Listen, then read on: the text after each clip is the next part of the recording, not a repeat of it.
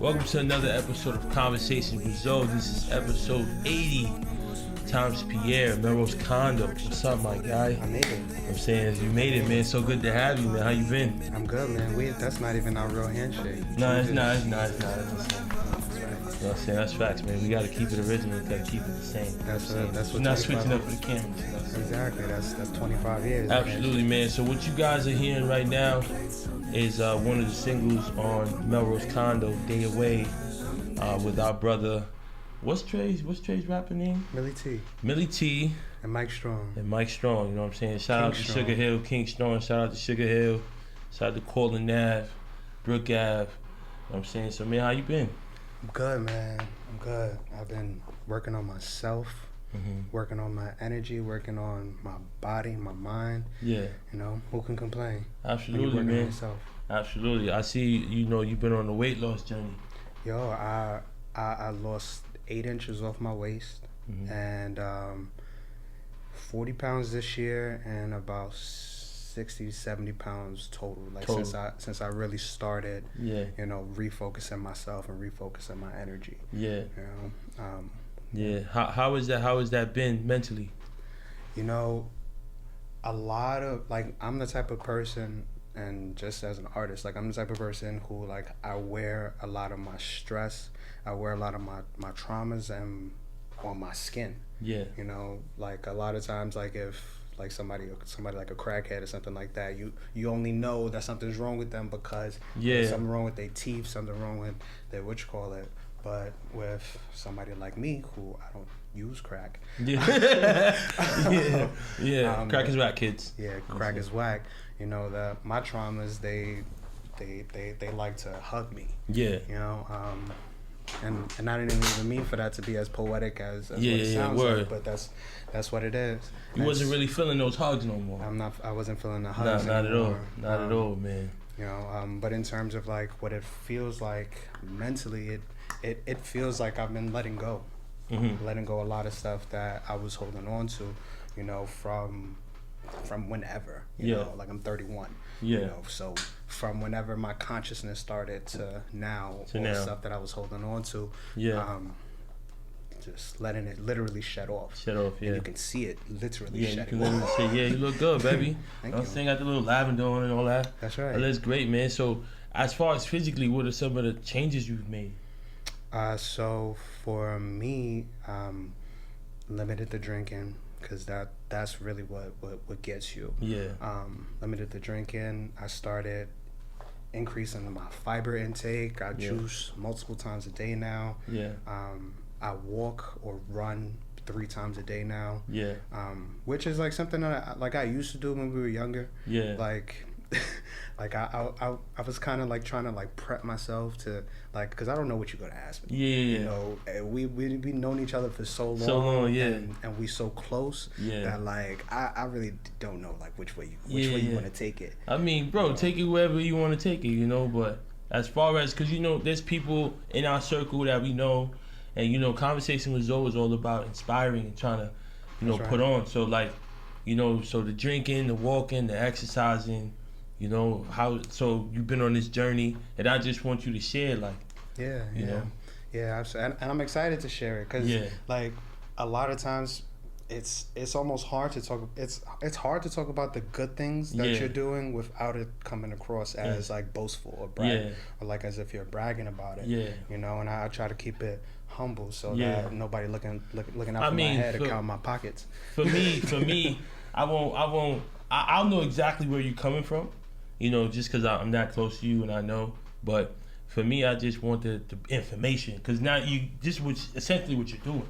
You know, and I feel like I'm not here to protect everyone's insecurities. You know what I'm saying? We're putting out the information out there, and do what you want with it as you please. You know what I'm saying? The man said he juiced 3 times a day. He increased his fiber. He's running.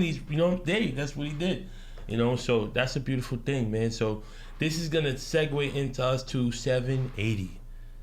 You know what I'm saying? When you see those numbers, you hear that number, what comes to mind? Well, that's where we grew up. Yeah. You know, I was at 780.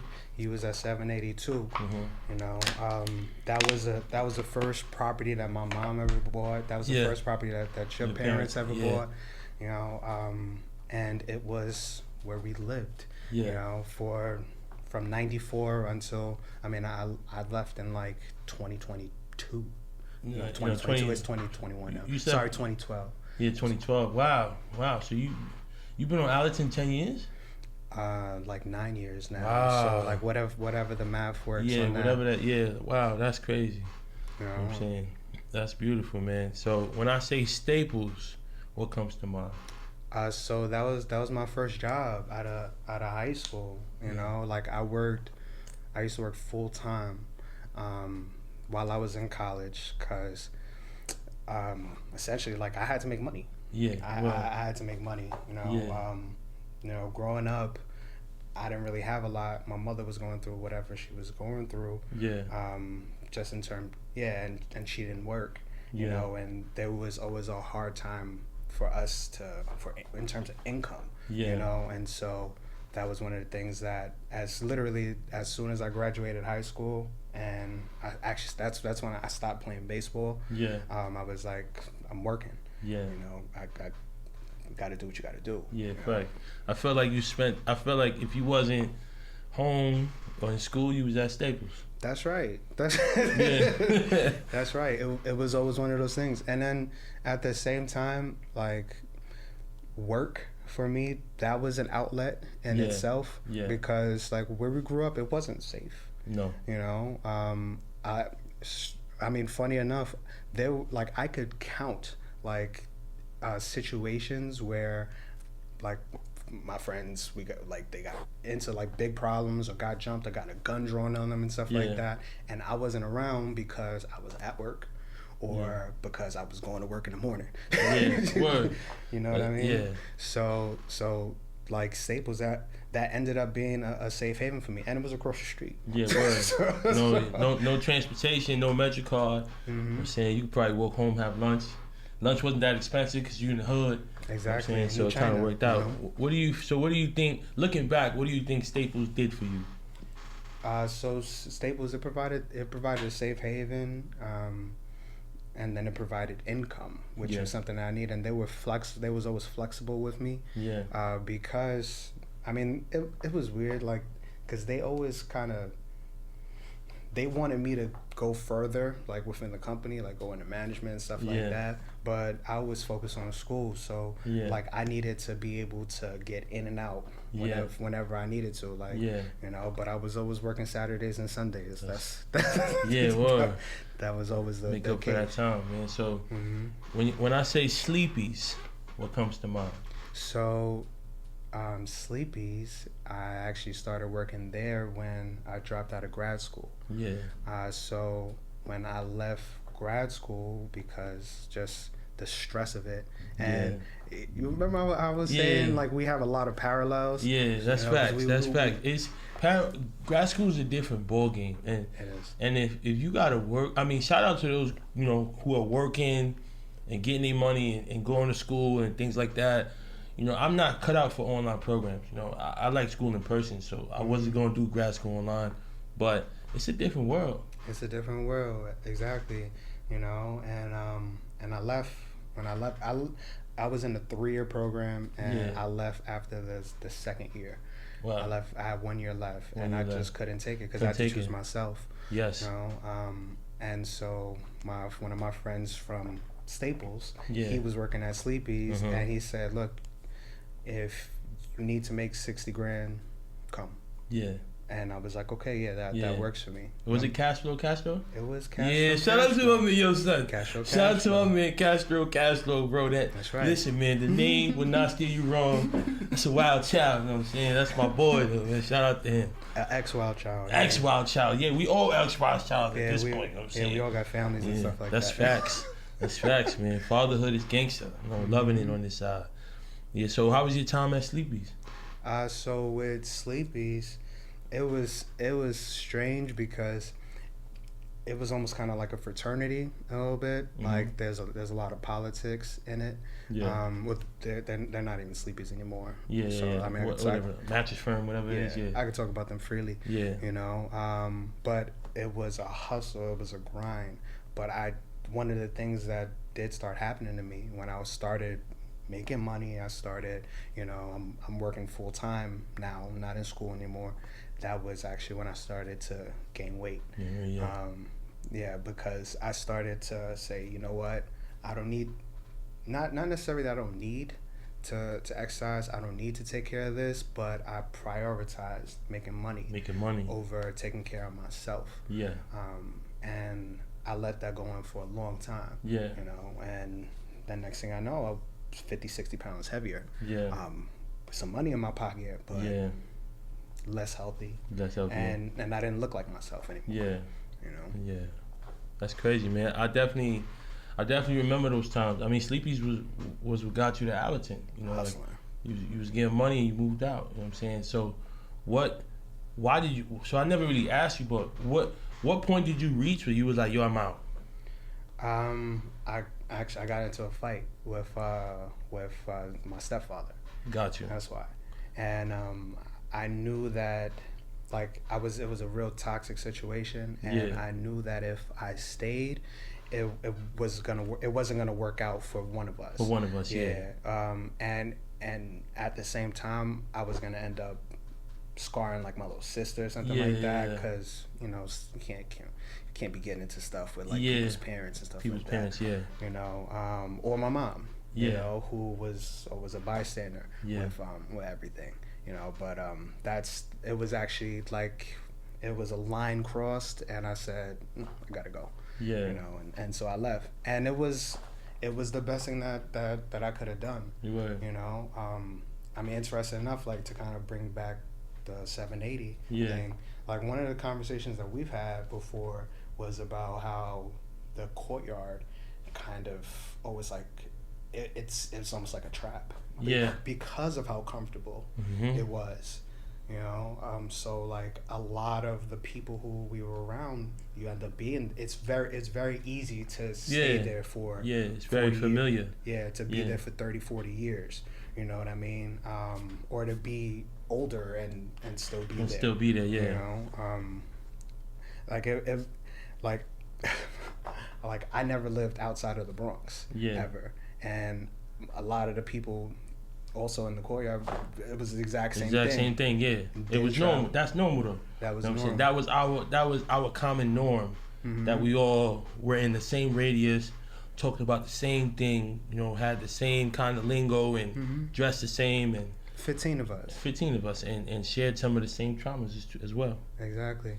And so like me leaving, that was me taking like one step to choose myself. And so I got my own spot. So that's common, like that's kind of like the common trend that we're seeing so far in your journey is choosing yourself.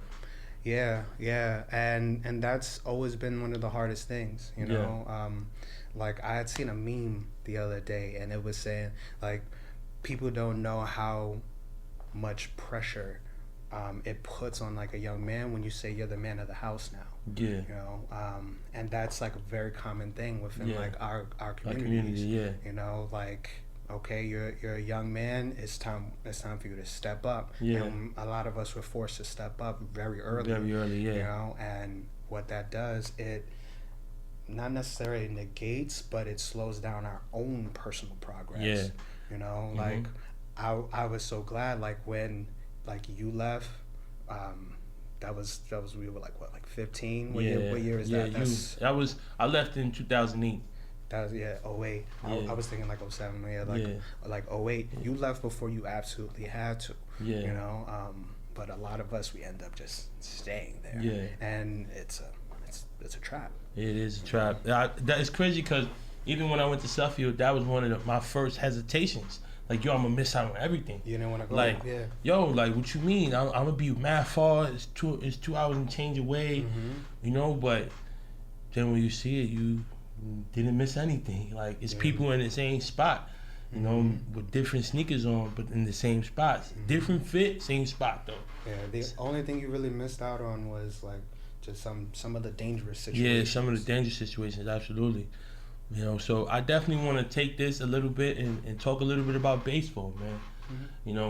I know baseball ended for you in high school, but you had some good moments. You know what I'm saying? So what was your introduction to baseball? So I got actually introduced to baseball from one of my mother's boyfriend at the time, Kenny. Yeah. Kenny. He was a coach at City College. Yeah. And he showed me the ropes. Like I still got the City College jersey. It fits me now. Yeah. Yeah. Word. Yeah. Shout out to the weight loss journey. Yeah, man. But that's when it started, and also like baseball. That was a way for me to connect with men. Yeah. You know, like as a child, because.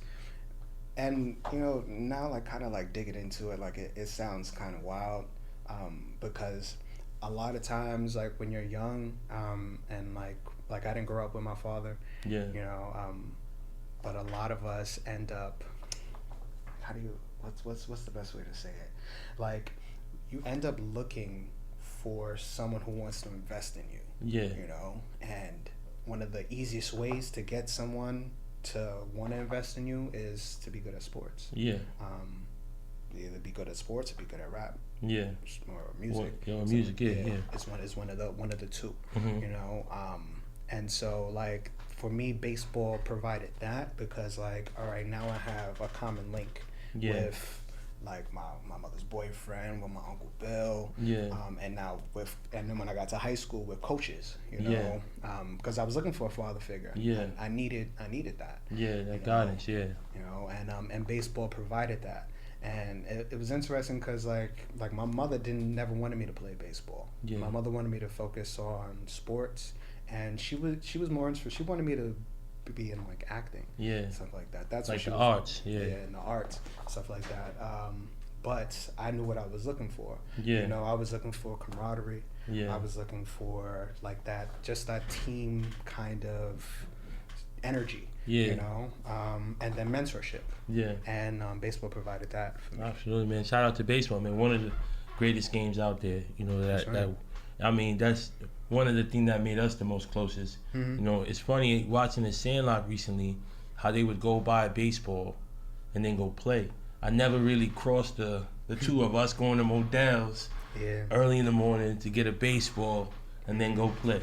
You know what I'm saying? And then going to the batting cages, you know, doing what we had to do, but you know, we had a couple extra baseballs, you know what I'm saying? And, when we left the batting cages, we had more baseballs than when we got there. That's facts, you know what I'm saying? And they didn't have seams on it, but you know, just got to move your fingers around and make it do what it do.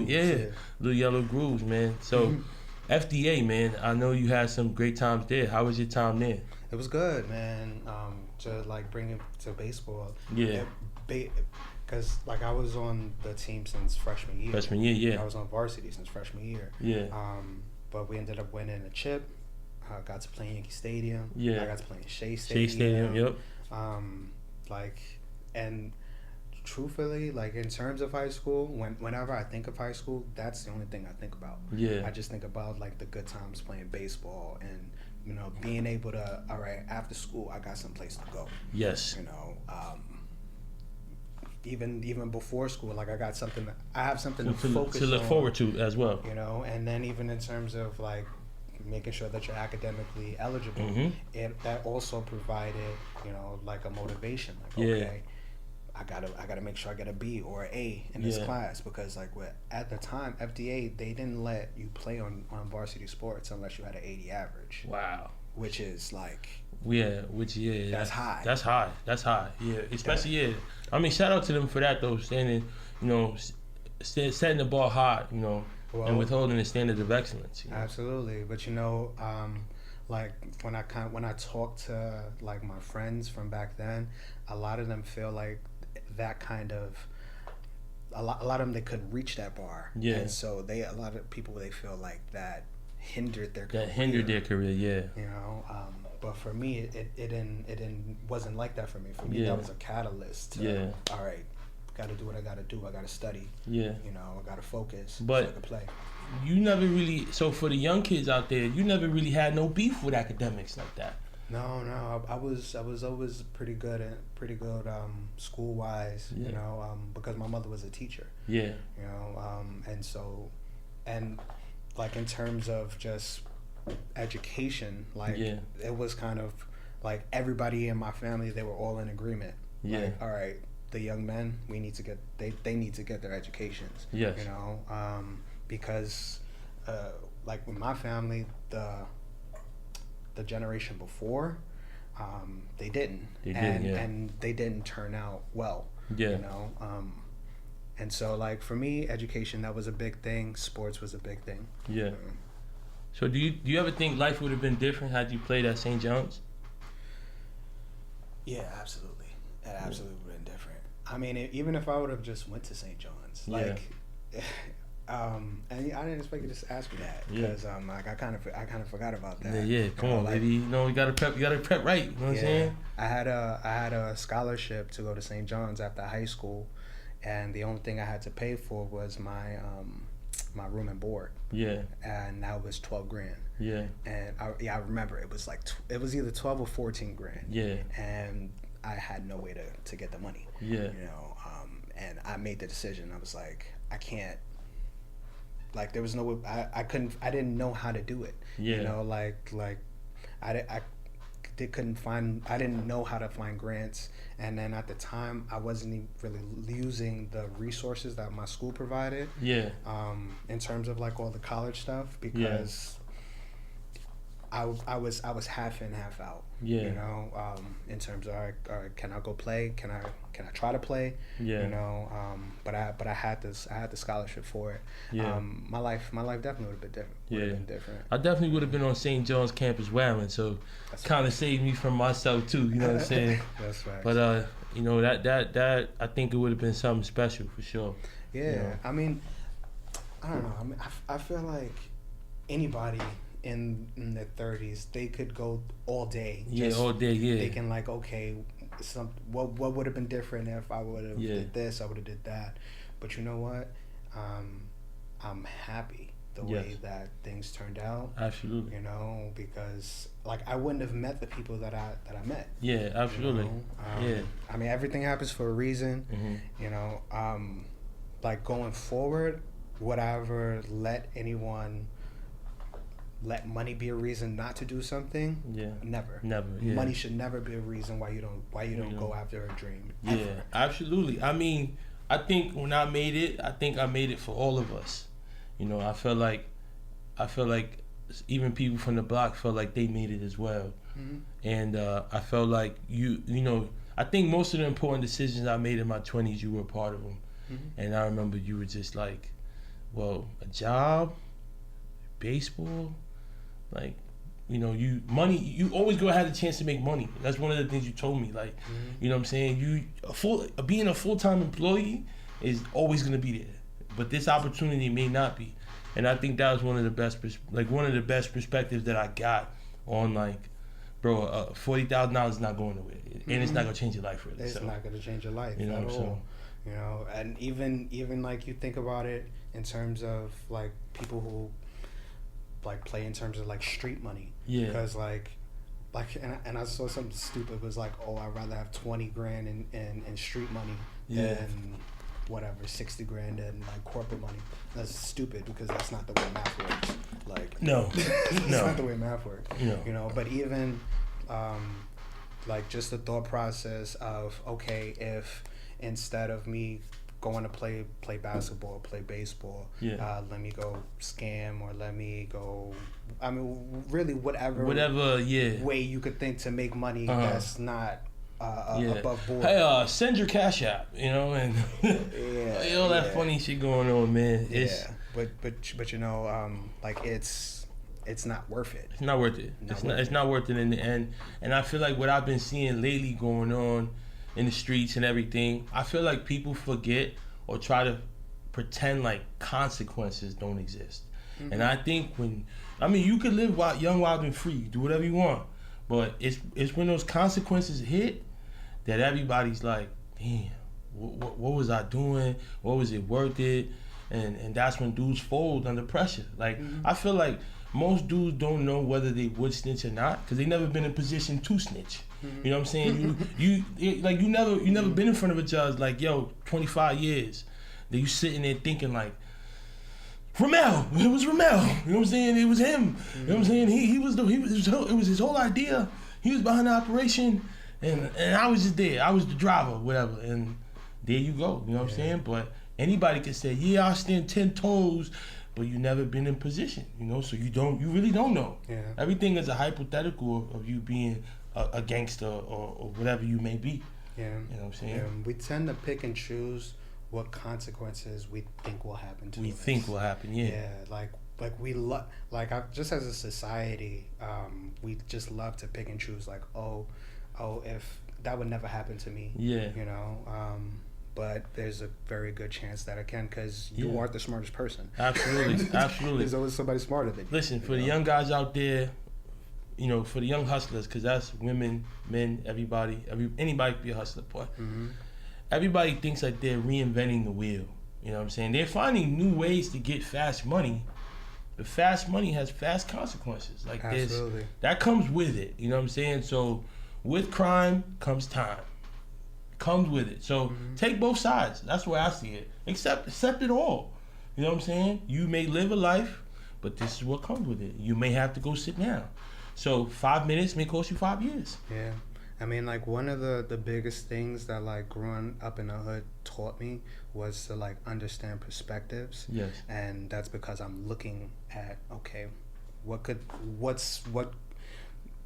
I need to know what each side is looking at. Yeah. You know? And so, like, I say that to say, if you have an opportunity to do something great in sports, take that opportunity, work hard at it, because all of, like, the schemes and stuff like that, it'll be there for you. Mm-hmm. You know, if you still want to go down that route. For sure, yeah, absolutely. You know? It's definitely gonna be there for you if that's what you want. But I feel like we all have I feel like the part of conversation result, I feel like everybody has a purpose in life, and I strongly believe in that, and I feel like I'm just here to push that agenda every day. Like, everybody who woke up today is breathing with intent and has a purpose. Like, you're still here. God woke you up today. You're still here and you have a purpose. And I feel where you come from is it's very easy to lose sight of that because of all the oppression going on around us, financial situations. You're around people that don't really value themselves, so you're not seeing that real, like, person, like, being upheld of valuing yourself. And school ain't great. Community ain't great, so it's just like, I mean, it's a series of hopelessness all around me, and I could really understand why people just throw in the towel. Like, this is what life gave me, and it is what it is. Yeah. So, I mean, and to kind of go back to, like, what you were saying, how, like, a lot of decisions that you made. Oh, not even. When you said earlier that, like, when you made it, it felt like the hood made it. It really is like it becomes a one for all kind of thing, because a lot of people, they don't think that they could be great. Yeah, you know? Don't. Like, they truly believe that, oh, it's only for, like, the 1% of athletes, of the 1%. You know, but you could be great at something. You just have to, you know, try different things, and not be afraid of failure. Yeah. You know, and then go. Yeah. I mean, failure is one of the best things that can happen to an individual. And I mean, look at both of us. You know, you dropped out, failed out of grad school, but life didn't end there. You know, and it really makes me think of those, you know, going back to baseball, like those young 16-year-olds that, like, bro, like, you're only 16 and you didn't sign a professional contract, but life is not over yet. But I could understand that this was your ticket out of poverty, and you feel like you missed it, but not knowing that if you go right across the United States, you can play college baseball, and they're looking for 18-year-olds. You know what I'm saying? That's the threshold. You know what I'm saying? And you're obviously talented enough. You know, it's unreal. At 16, you have to be so much, you know. But what happened to the late bloomers? You know what I'm saying? What happened to the guy who at 19, 20 started throwing 90 plus? But you got to be at 94 at 16. Exactly, you know. And so, like, I kind of feel like with both of us, you know, like, in our learning in our failures and growing in our failures, which is like that's a bar. That's a bar. You know, growing in our failures, I feel like we're able to become a bridge for the next generation. So like I made the mistake of saying, oh, I'm not gonna. Oh, you're writing it down. Thank you. That's facts. You know, I made the mistake of saying, oh, I'm not gonna go away to school because of money. and now I'm never gonna let anybody make that same decision. Same thing with you. You know, for anybody who's having issues like you have a problem with a coach or something like that in high school. You have a problem with a coach in college. You're like, okay, well, that's not the end all be all. There's still more options. There's still more options, yeah. There's other opportunities out there for you. And for those out there that are struggling, I know it's a tough time of year with Thanksgiving. And it's in your bag season for sure. But it's also spend your last season. So be careful with spending your last. Sure. But continue to seek, continue to see what's out there for you.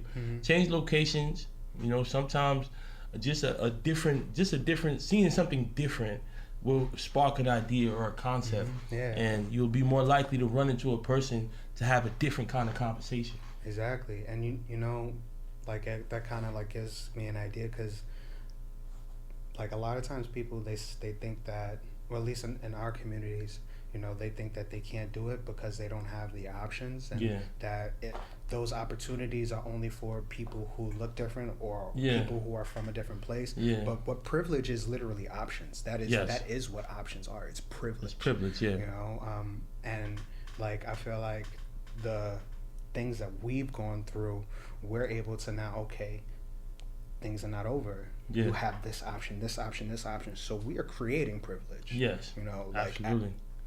At however old we are. That's facts. I think that's one of the beautiful things.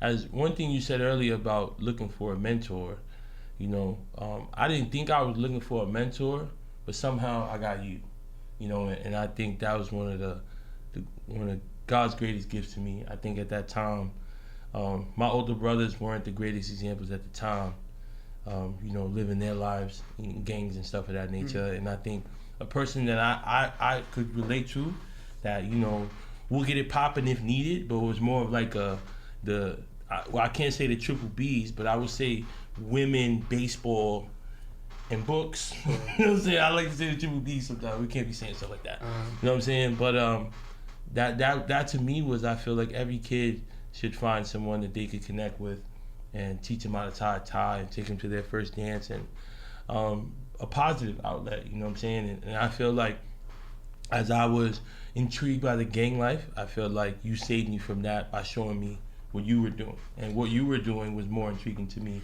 than options. that. It was an option. Like I still remember the day that like one of our friends went across the street and came back with a red and black do-rag. Like I remember the day that happened, and sitting on the porch. And I remember him saying like, this is who I am now. And that's just what happened. That's just what happened, and it happened that fast. And it literally happened that fast, And like gang life is very appealing, but in terms of gangs and relating it to sports, you're looking for the same things. The same thing. The exact same thing. You want somebody to have your back. You want to have somebody who's a little bit older. Which will be your OG. Well, with your seniors and your coaches. Who can guide you and point you in the right directions. You're looking for the same things. So I mean that's just an option. Like what do you want to choose? No, absolutely, man. I think I definitely appreciate you for always being there. And it meant a lot to me. I mean, if you see your path and mine's, they're kind of the same. Minus boarding school, but I was pretty much going right after you. You know what I'm saying? From the flight jackets to the Reeboks to, you know what I'm saying? To, we were almost like, I remember we got stopped one time and a lady asked if we were twins. Remember that? Fraternal twins. Yeah, fraternal twins. And we said yes. Yeah, we said that's facts. We brothers to this day. That was like in 2000 or something like that. There's still people now who were like, oh yeah, your brother. I was like, yeah. That's facts. Yeah. That's my brother. That's Hendrix's uncle. You know what I'm saying? For sure. So, just getting out of baseball, wrapping baseball up. If you were the Yankees GM, what changes would you make? See, that's tough because, like, with the Yankees, if a lot of the problems felt like coaching. But the true issue that I feel is with the trainers.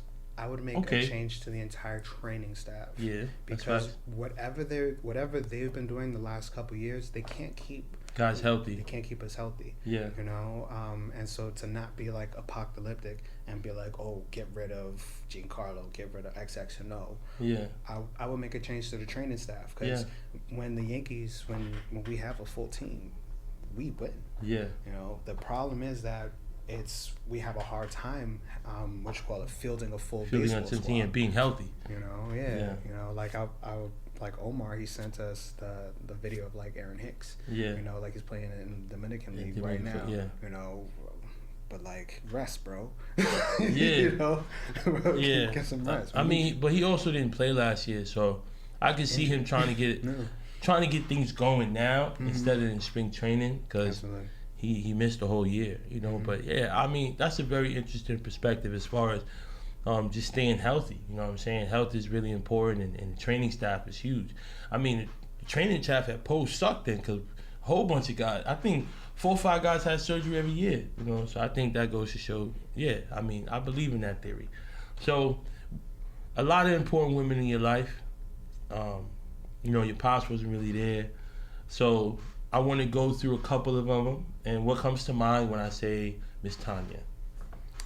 So that's Mama Love. You know, my mom, she always did the best that she could. Yeah. You know, she didn't grow up with a father. Yeah. You know, she grew up with a mom being my grandma. As like the head, there was a matriarch. She took care of her kids, and she took care of her like other people's kids too. Yeah. You know, and so like, I always thank my mom for giving me, like, she gives wisdom how she can. Yeah. You know, a lot of the stuff with her is she likes to bring stuff to the Bible. Yeah. And so like it's a perspective. Yeah. You know, and so like I like to listen to her sometimes. Like, you know, but sometimes I don't be want to hear it. Yeah. I feel you, man. Definitely shout out to Miss Tanya. One of my early memories with her was when we were watching, I'm gonna forget the name of the show. PBS, Green People, Math. The math show with the Purple Bird. Yeah, but whatever it was, your boy had a tough adjustment from public school to Catholic school, and the standard was different. Right. The material was more intense, and I just wasn't getting it. So luckily, my neighbor was a teacher, his mom, and she helped me, you know, and I would watch his shows and go through the problems, and she'll write problems out for me, and that was a big turnaround for me, you know. So definitely shout out to Miss Tanya for that. It's the time and the effort. That's really what it is. Sometimes people, because like I remember like they used to act like you were slow. Yeah. You know, but you just needed just a little extra time. Like you speak 2 languages. Yeah. You know. Yeah. You got a lot of stuff going on in your head. It's a lot. It was a lot going on. It was a lot to process. Public school was different, bro. Like, you know what I'm saying? I went right there, PS 157, you know, right by up the hill on Jackson, and it was different, bro. It was a war in there. Like, I remember I think I was the last of the metal trays. You know what I'm saying? I think they took out metal trays in my school. Like, that's how crazy it was. Like, you know what I'm saying? And I wasn't much of a fighter, but I had to learn how to hold it down, because it was wild in there. You had dudes with older brothers that would test their older brothers, like, you know what I'm saying? And you'll really get pressed after school, and they'll make you fight their little brother in crazy situations like that. I remember I had a fight in the back of the classroom, you know what I'm saying? And that was crazy, but I was just in that environment, you know what I'm saying?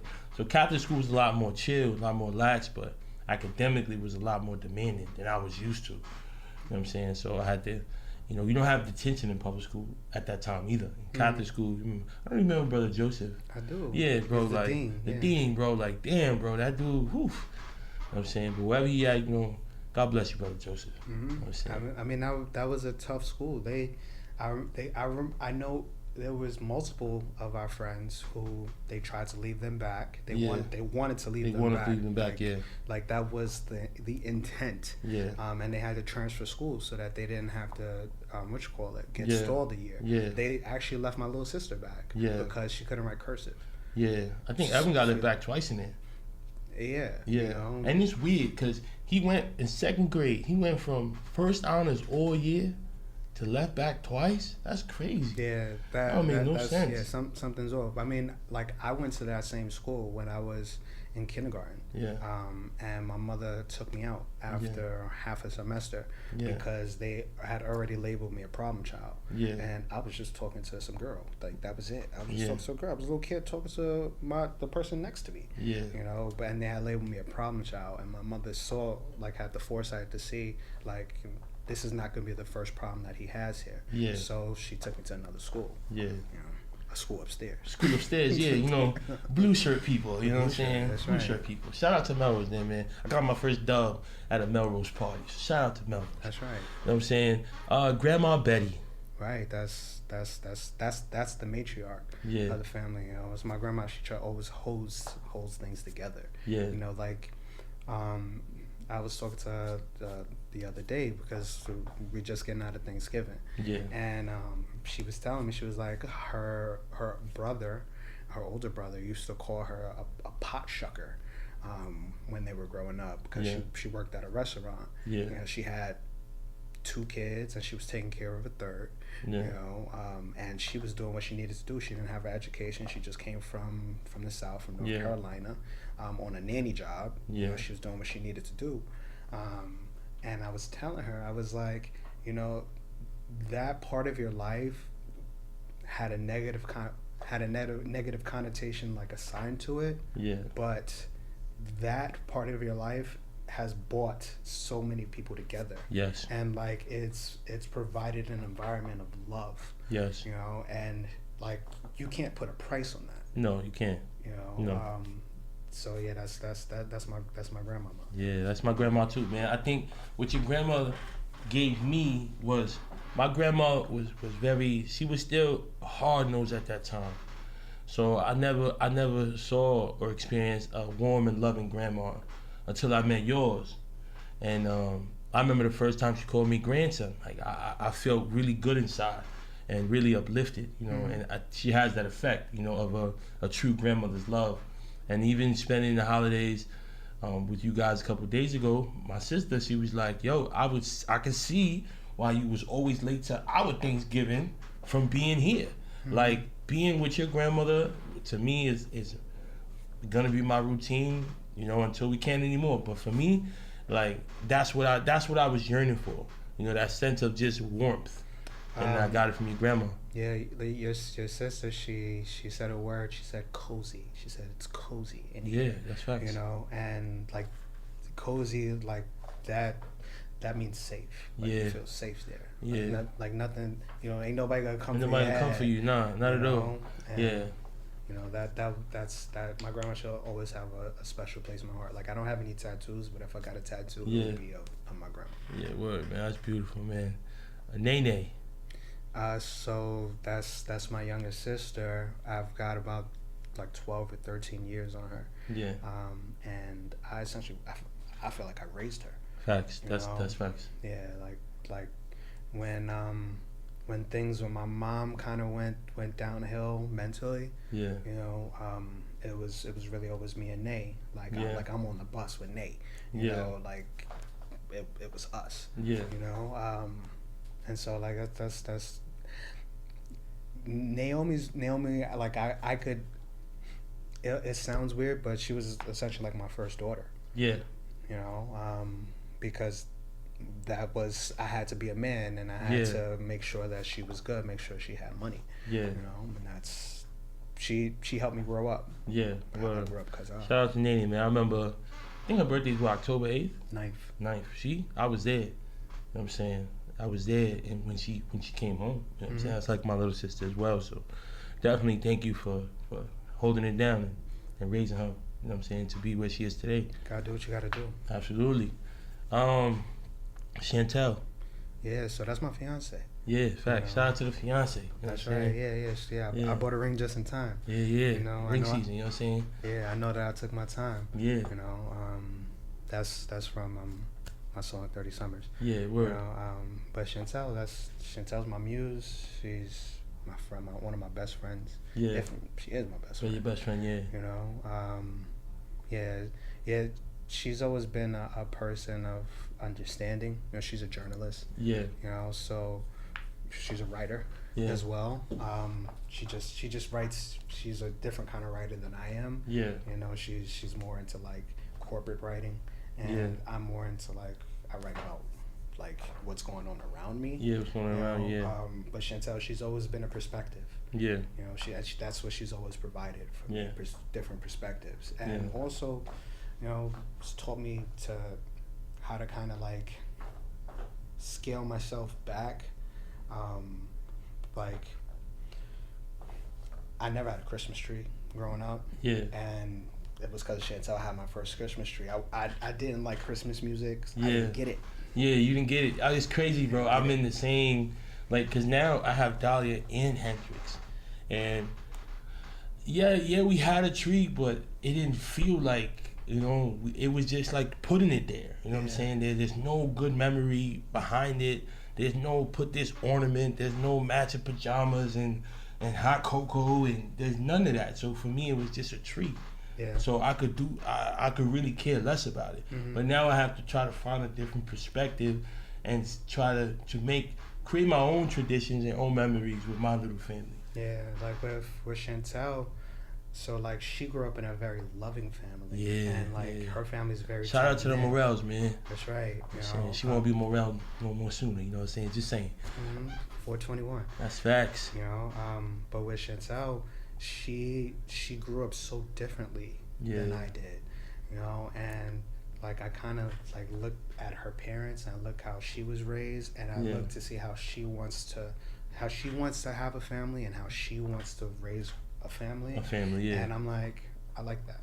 Yeah, well, I like that. And so she's been perspective, and she's been Yeah, I think for me and D, it's been addition and subtraction. I think we're bringing some things from our parents to our home, but then we're also subtracting some things. Like certain things, like those things aren't cool. So we've been in the process of figuring that out. You learn. Yeah, you learn. It's been. Together. I mean, we had to learn how to live together and parent together at the same time. Yeah. So you know, last year was a long year, but this year's been much smoother. And Hendrix is a little older. He has his own routine, and it's been good. You know what I'm saying? It's been good. There might be a ring in your future, Dahlia. Who knows? You know what I'm saying, but hey, you know. Yo, son, man, we got to get to the music. You know what I'm saying? So I definitely got to bump a little 30 Summers, so 5 people could get to that. But favorite R&B songs ever? You have like a top 5 or just a couple? Hard, I mean, just say a couple then. Just say a couple. It don't got to be a top 5. Just say a couple. So like growing up, and nobody who's a singer ever respects it when I say it. But my favorite artist growing up was Genuine. Oh, that's hard. I could. Okay. Yeah. So like I'm going Stingy. If we're going like top five for me, I'm going Stingy because that's hard. I'm going Where I Want to Be by Daniel Jones. Ooh. That's because that's on the other side. Yeah. You know. Yeah. And then really like help understanding, trying to understand like where do we belong? Yeah. Like as a couple, where do we belong as humans? You know. So Where I Want to Be. Oh man, I gotta do like an Aaliyah. Because I got to do it like an Aaliyah, like We Need a Resolution. Yeah. I'm actually seeing like a was kind that of that beat there. that beat was different. Yeah, because that was Timbo taking it to like another level. Yeah. That was different. You know, and am I supposed to change? Are we supposed to change? Yeah. Oh yeah. A bar. Yeah, that's a bar. That's facts. That's facts. That was bars. You know, timeless music right there. So if that's 3. For 4 in R&B, because I kind of want to go old school, but oh man, honestly man, it's hard because I could kind of like just go through my title on like random, you know, but if I need to, I'll go Anita Baker, maybe it's between You're My Angel and Sweet Love. Okay. Yeah, I'll take that at 4, and then for 5 I'll do Michael Jackson, Stranger in Moscow. Okay. That's hard, and people don't know. All right, scratch the Anita Baker. Sorry. Instead of that, I'm gonna go Mike Jackson, Earth Song, and then Mike Jackson, Stranger in Moscow. Hard. That's hard. That's hard. So I guess that ties into some of your musical inspirations. Absolutely. You know, like over the pandemic, Yeah. one of the things that I always wanted to do, I wanted to basically like a tour of music. Yeah. And so like I found these lists of like top 100 albums. Yeah. Of just of all time. Yeah. And so I went through the list. Yeah. It was multiple lists. Like I probably listened to like 200 to 300 albums over the pandemic. Yeah. Like that was what I was doing. Yeah. I was studying. Yeah. You know, and so like I think a lot of my music has elements of everything. And so like I was listening to the Beatles, I'm listening to Muddy Waters, I'm listening, like literally I was going from 40s, 50s, 60s, 70s, 80s, 90s, 2000s, and then now. Yeah. You know, so like I always want my music to feel like it's like all encompassing. Yeah. Because like it's a world in its own. Yeah.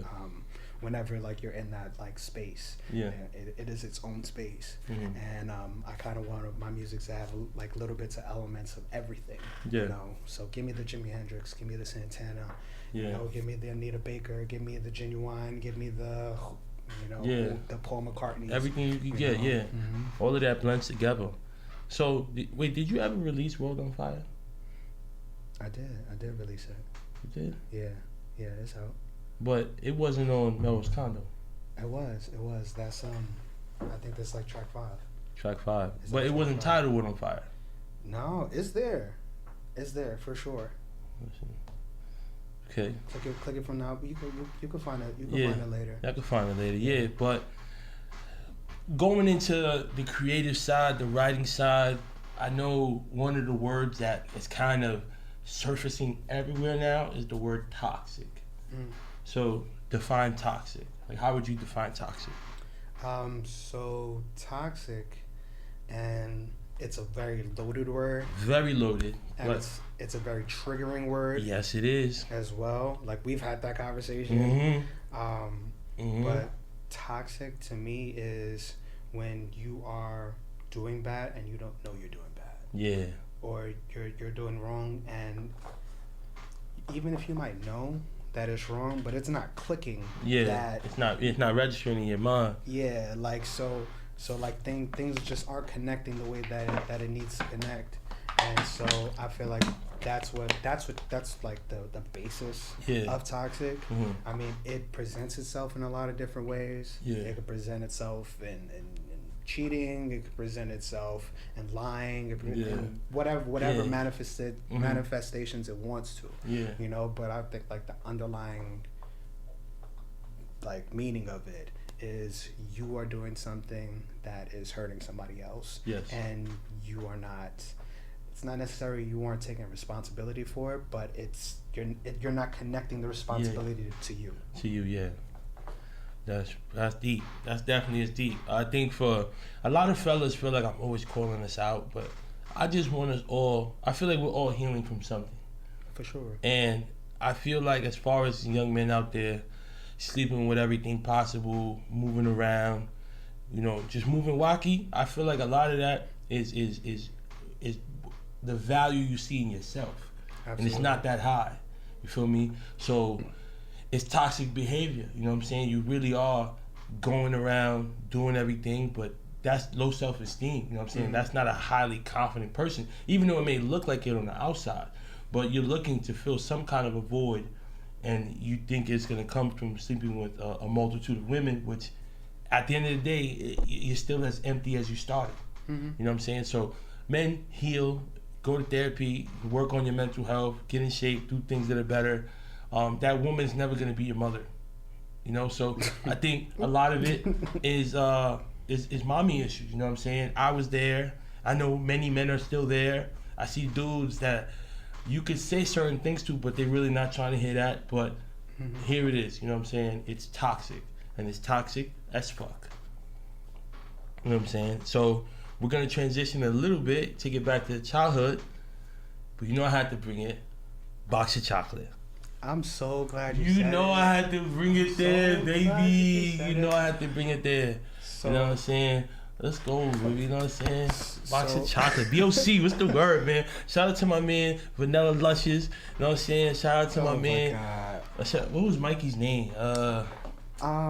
Mikey was like an honorary member too, you know what I'm saying? But he BOC, yeah, Caramel, some light skin Trey Songz shit at the time. It's like 2008, 10, so something like that. But yeah, you know what I'm saying? You know, I because I meditate a lot. Yeah. And I was like kind of like thinking back on those times. Yeah. And because that was my introduction into being able to sing in public. You was the only one that could, actually sing. You know what I'm saying? I was deep voicing it, harmonizing a little bit, like, baby, you know I won't pull out. You know, like, like you know what I'm saying? Like I was the Boyz II Men deep guy in the group. You know what I'm saying? Yeah, you came with the confidence.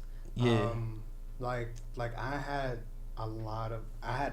unrefined talent. Yeah. You know, because my voice has grown a lot from then. Yeah, well. You know, but damn, BOC was your start. That was word. That makes BOC even better, bro. Yeah, like if VH1 ever does like a behind the artist kind of thing, like you Mikey, Mark, like y'all gotta be in it. That's facts. Yeah. Because that was the real beginnings of myself as an artist and myself as a singer. Like for the longest time, I only consider myself as a writer. That was it. And then I tried to sing, but it was I wasn't always on key. Yeah. But it was actually because of those beginnings and like singing on the internet with my friends that was it essentially propelled me. Like that was like the first building block. Yeah. And so BOC. But what I was kind of like going back and forth about like with myself. Yeah. Because I remember, like I never posted them. Yeah. You always posted. I always posted them. Yeah. You always posted them. Yeah. And I remember because I was very serious. Like that was I was in grad school. Yeah. At the time, and I was getting into grad school and then in grad school. Yeah. During the middle of Box of Chocolates. Yeah. And I remember you were in. We were in high school going into college. Yeah, high school and college, yeah. And so I remember thinking like, yo, you shouldn't post that because we need to be serious. People need to, or like people need to view you as a serious baseball player. Like, and then I need to be viewed as serious as well. Mm-hmm. But I really feel as if I had leaned in a little bit more into it, I feel like my development would have been a lot more like robust. Like, younger, like I would have started developing my voice, at a much younger age, as opposed to like I didn't start developing my voice until I was like 25, 26, but that's the stuff I was going back on, but it was a good time, so. Nah, BOC was a great time, man. Listen, man, for all the fellas out there, man, I'm still not sorry for singing to your girl. We was having a good time. I'm saying it wasn't even like that. We was just tagging every girl we knew. It wasn't like we sang a song. Some girls did request a song. That did happen. But it wasn't like, we targeting this girl. It was just like, we just gonna tag every girl we mutually have friends on this. And we just gonna put it out there, and it was. And this is before YouTube and stuff like that. Yeah, before YouTube like that. This was just straight Facebook. Yeah, this was us being viral before. Yeah, but that's facts. You know what I'm saying? We had, we had great times, bro. You know what I'm saying? Swinging Co-Star was like our go-to song. Like it's still is. Like when we busted out, sometimes you might catch us on tour. You know what I'm saying? We maybe at a function, we make. Sing a little something, you know what I'm saying? But from time to time. It just happens. You know what I'm saying? We just may all be in the same room. It may happen at the wedding. Who knows? And it's a certain energy to it. Certain energy. Like even like the viewers looking at this, like they'll notice like we kind of like pick up. That's facts. That's what it was, bro. And it's crazy, like you say that I was the confident one. I didn't even see it that way, but it does make sense. Like. I was just the one edging it on and like, we just sit, and it's crazy, bro. That was Friday nights. I'm saying we was in my house. Yeah. You know what I'm saying, just singing on Facebook. You know what I'm saying? So in a way, it kind of kept us out the way. You know what I'm saying? Like, so that was kind of cool. I definitely want to take that enthusiasm. 60,000 views, love is love, baby. You know what I'm saying? That's a tremendous accomplishment. And what was going on in your life when Love is Love came out?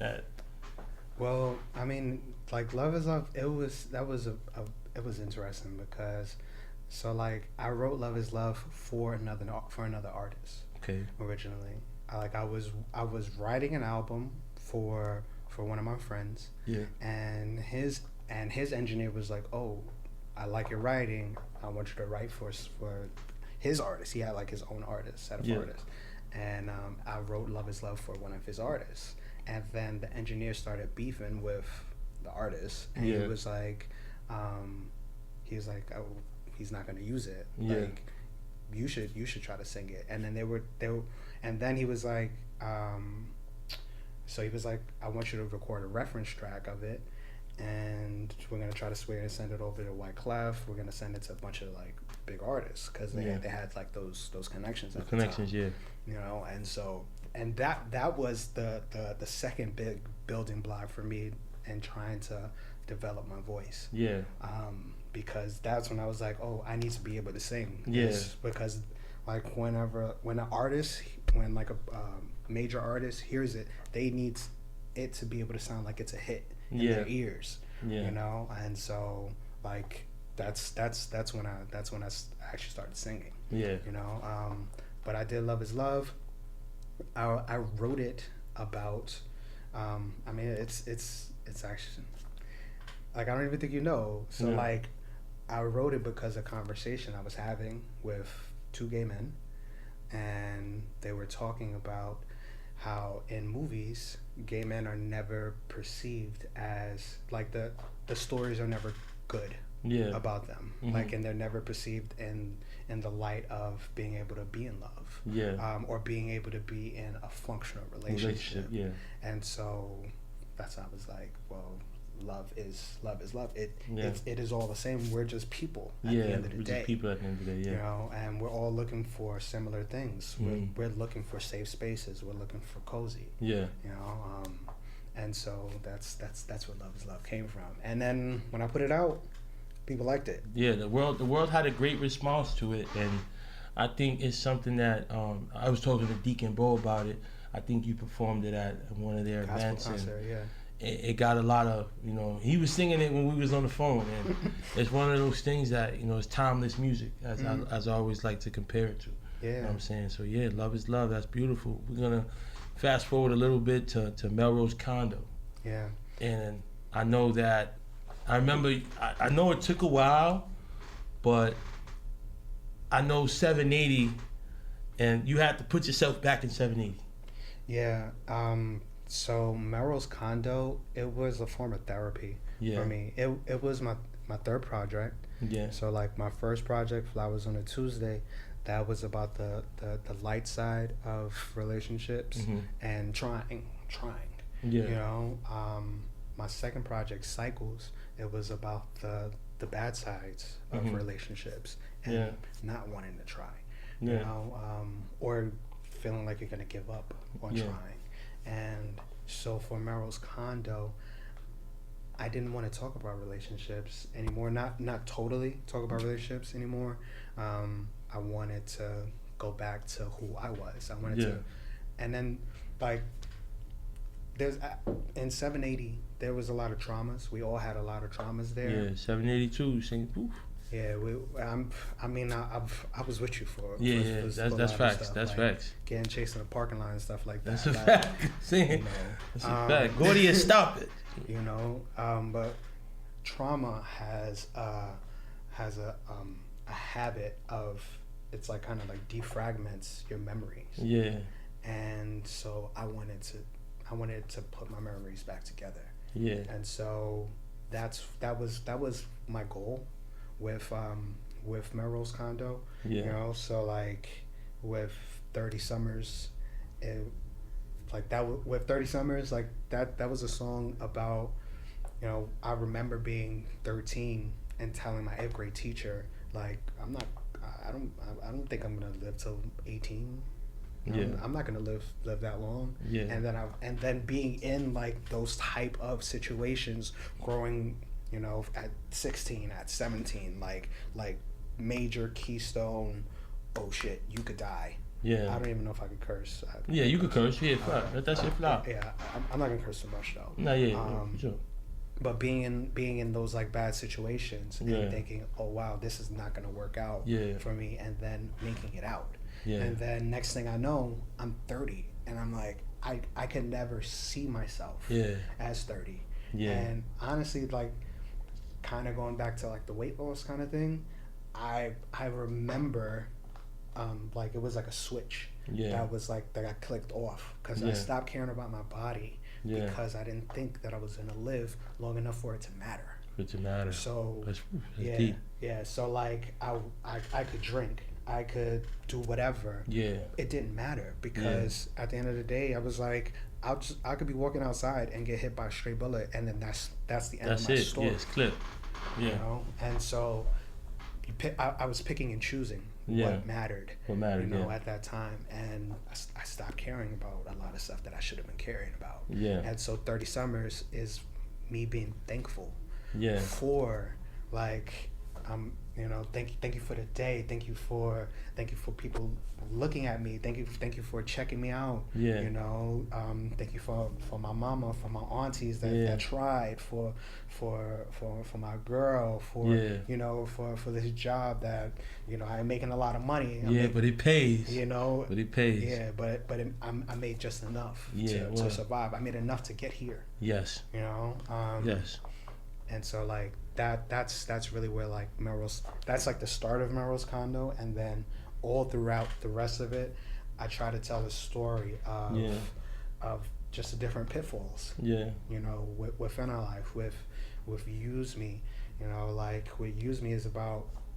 And I don't even know like how we're doing on time and stuff like that, or how that works, you know. But like with Use Me, per se, it was a story about like love. Yeah. And about essentially growing up, we're afraid to love. Yeah. Because we feel like we're being used. Yeah.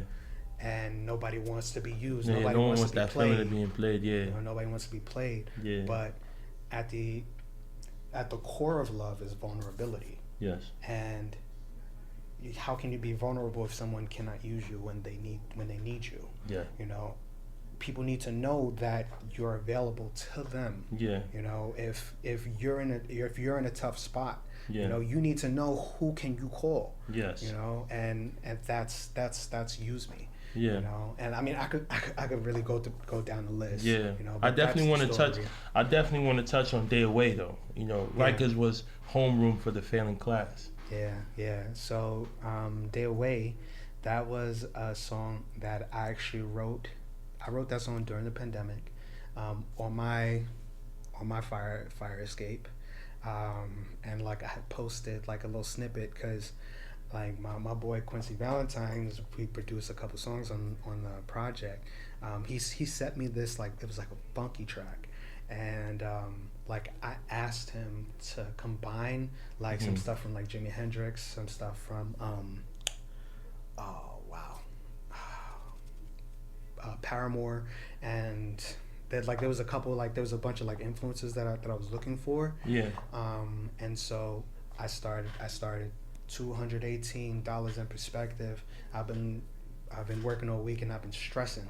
Yeah. You know, and like I just kind of started down that I took it back to my Staples days. That's facts. You know, I'm saying shout out to Bacardi, man. That kept us right. You know what I'm saying? That's right. Fact. We used to put in our little $6-7. Yeah. Saying get right. Ice cups, man. Shout out to Nico. He used to do the perfect little ice cup. You know, for your straw, your sip. You know what I'm saying? It was every flavor. Every flavors. You know, Dragonberry, Sprite, man. Get right.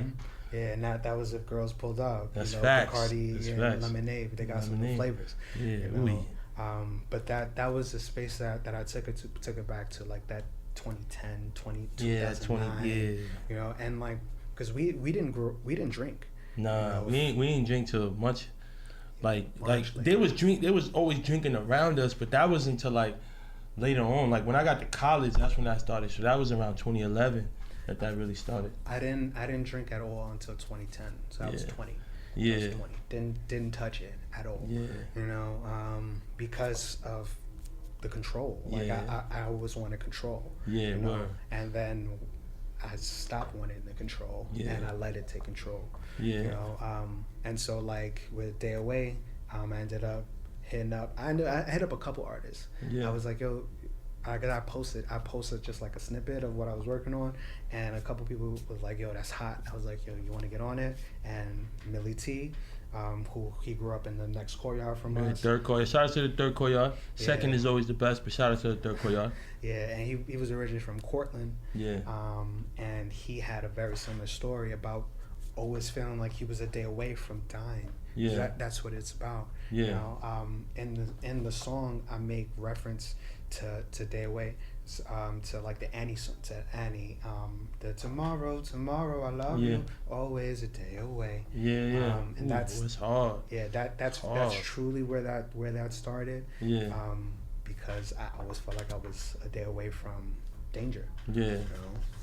No, man, that's hard, man. Definitely, I need to go out there, stream Melrose Condo, bump it every day. You know, it's a beautiful project. It's personal to me because I was right next to you. You know what I'm saying? So a lot of your experiences are my experiences, and I was right next to you. You know what I'm saying? From, you know, the whole fight or flight kind of mentality. You know, walking to the store, like it was crazy. Like how, you know, I went through my mental breakdown in April, and it was just my time to just just sit in that for a little while and just acknowledge it. I've been running from it my whole life. You know what I'm saying? But I kept it funky with myself. Remember I told you? I said the day is going to come when I got to confront it. But I got to make it out first. And I think that's a lot of us. A lot of us feel like, our trauma is on our heels. You know what I'm saying? Shit is right here. Mm-hmm. But we feel like we have all these other things that we can prioritize, like making it out the hood, paying your bills, graduating college, things that we distract us, you know, from the things that we really need to confront. But when you get to a point where you really want to propel to the next step, you gotta confront that shit. Absolutely. Like I can recall like times where we would talk about stuff like depression and anxiety, and like we would be like, wait, is that what that is? Yeah. Wait, I've been feeling X and O for X and O amount of time, and I had this reaction to this. Yeah. And now I'm down, or I'm drinking, or I'm doing this, I'm doing that. Yeah. You know, as a direct response to it. Response to it, yeah. And it's like, oh, wait, I was depressed. Yeah, well, like that whole being on point really is anxiety. That's being anxious. It's, you know what I'm saying? Anxiety. You waiting for something to happen. Mm-hmm. That's anxious. You know what I'm saying? And the proper term for it. But then in the hood, that's called being militant. That's called being on point. But really, that's anxiety. You anxious. You waiting for something to happen. You jumpy. You don't even know, like, you know, what's coming next, but you anticipating it. And we didn't get that happy-go-lucky childhood of you know, putting our guards down. And that's what Suffield did for me. I got to put my guards down and just be a kid. You know what I'm saying? Like, not running home from Walton Avenue or, you know what I'm saying, or something going wrong, going to Holla Holla. Like, we're going to Holla Holla is 2 minutes away. But a lot can happen from when you leave that gate to when you cross that street. Exactly. And like we grew up across the street from a police precinct. From a police precinct, that's facts. And never felt safe. Nope. Ever. Not at all. You know, like we always felt like if not one thing was going to get us, it was going to be another. It was going to be another. You know, and that's absolutely, man. So, bro, I definitely, you know, wanted to give you your flowers. You know, thank you so much for your time, bro, for coming on Conversation with Zoe. Thank you for always supporting Conversation with Zoe, you know, dissecting the episodes and telling me what you liked and always critiquing it and telling me what I could do better. You know, you've definitely been a fan from day one. And our 80th episode, you know, that goes back to 780. You know what I'm saying? So thank you, man. Go stream Melrose Condo. Donate to Slices of Excellence. Stream it, everything. And like, subscribe, and comment. Thank you, bro. Appreciate you.